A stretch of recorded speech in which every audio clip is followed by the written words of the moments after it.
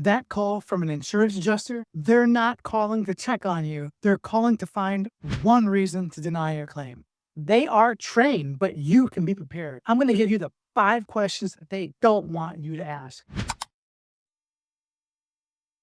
Hi, I'm Mark Lopez, Indiana injury attorney. Let's get started. Question 1. What are all the available insurance policy limits? Now, the insurance company may not have to tell you time, but ultimately they are going to have to disclose that. But here's the number one trap. They'll say, I can only provide that information if you give me a recorded statement. Do not do it. Recorded statement is only used to hurt you. Here's the exact phrase you need to say. I will not give a statement about the accident, but I am happy to confirm policy detail. Why does this matter? The policy limit is the ceiling. It's the absolute maximum amount of money available for your claim. You must know that number from day one. Question 2. What is the settlement range you're looking at for my case? Get ready for them to dodge because they're going to immediately say, oh, every case is different. It's just too early to tell. That's not true. They know exactly what similar cases settle for. They're avoiding this because they want you to say a number first. If you say $15,000 and their budget was $50,000, you just lost $35,000. Now here's a pro follow-up question. What authority do you have on this file? It's industry speak for how much can you pay me right now without asking your manager?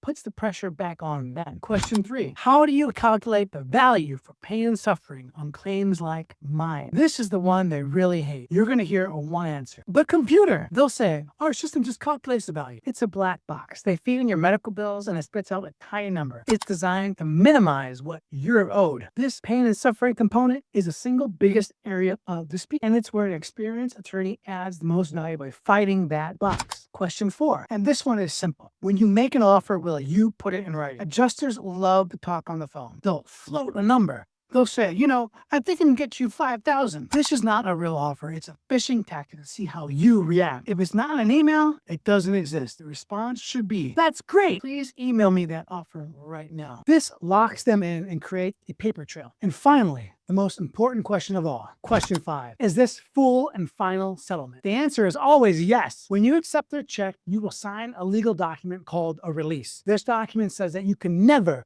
for the rest of your life, ask for another penny for the accident. Think about that. What if your doctor says you need another surgery 6 months from now? Too bad. You signed the release. It's over. Never, ever accept a final settlement until your doctor has released you from care and told you you reached maximum medical improvement. Those are the first 5 questions. We're going to do 5 more questions and they get even more specific. Look for part 2 of this video. But if you have been injured in Indiana through no fault of your own, maybe a little fault of your own, give us a call, 317-632-3642. We would love to discuss how we can get you compensation. Now, very important to remember this. Insurance companies are not your friend, but I can be. Give us a call today.